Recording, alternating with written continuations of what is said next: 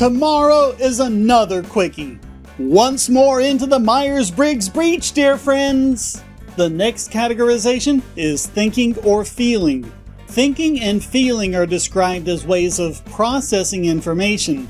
Thinkers tend to make decisions based primarily on objective logic, while feelers tend to be more influenced by subjective emotions and personal values. Thinkers are often characterized as logical, analytical, detached, organized, and decisive. They value rationality above all else and are highly critical of ideas or arguments that they perceive as flawed or unsound.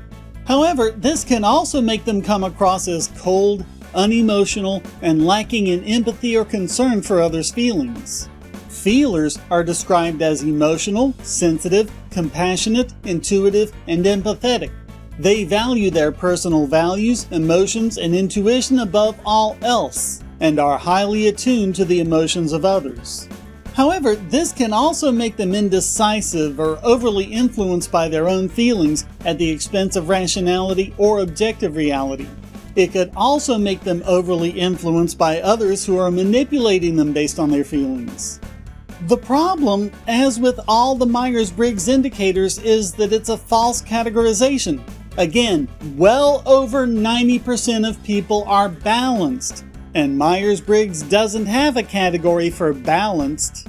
Most people have roughly equal amounts of thinking and feeling tendencies, making rational decisions, but also attuned to their own emotions and those of others as well.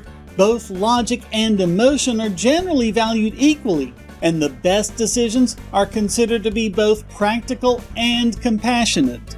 How many people have you met who are actually like Spock, cold and logical?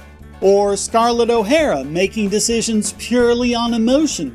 There are certain professions such as STEM fields where people tend to be more on the thinking side of the scale. And people working in healthcare or education may be more likely to score high on the feeling side of the scale. But overall, even within these fields, most people tend towards some level of balance between these two elements, not falling into one category or the other.